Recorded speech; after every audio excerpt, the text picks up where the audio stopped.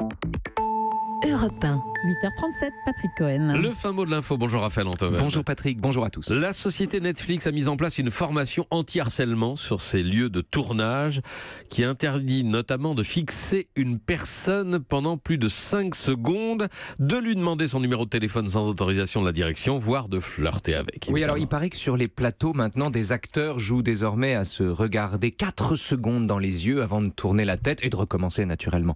Mais l'absurdité spectaculaire d'un tel dispositif ne doit pas nous faire oublier sa gravité. Gravité tant que ça. Nous voulons, disent-ils, que chaque production Netflix se déroule dans un environnement respectueux.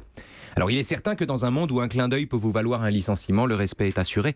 Mais dans ce monde-là, ce n'est pas du respect lui-même que vient le respect, c'est de la crainte, comme en dictature.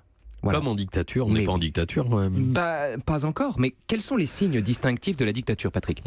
L'omniprésence de la loi, la surveillance généralisée, la réécriture du passé, une justice sans avocat, la censure, la répartition selon les races ou les classes, et la peur mutuelle pour unique ciment. Or, quel est le monde que, par leurs ailes, les producteurs de Netflix font advenir et nous font entrevoir ?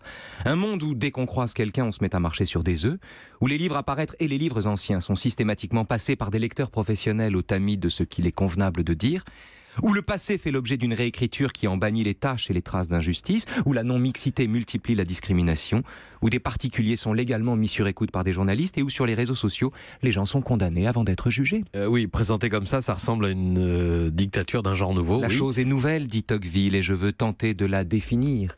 Il y a 2 différences, en fait, je le dis rapidement, entre le despotisme sournois du monde où nous vivons désormais et les vieilles dictatures caricaturales façon Big Brother. Une différence d'intention d'abord, évidemment. Pour Big Brother, la guerre c'est la paix, la liberté c'est l'esclavage et l'ignorance c'est la force. À côté de ça, chez nous, c'est les bisounours de l'antiracisme et du respect.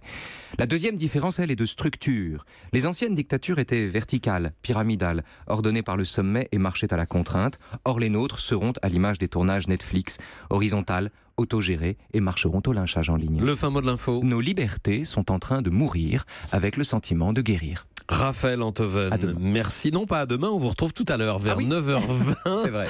pour commenter un ou plusieurs sujets de philo que nous aurons tout à l'heure. Ils sont rendus publics, je pense, dans la demi-heure maintenant. La philo du bac avec vous, Raphaël. Et à midi chez Mathieu Noël, pardon. Voilà, double peine. Europe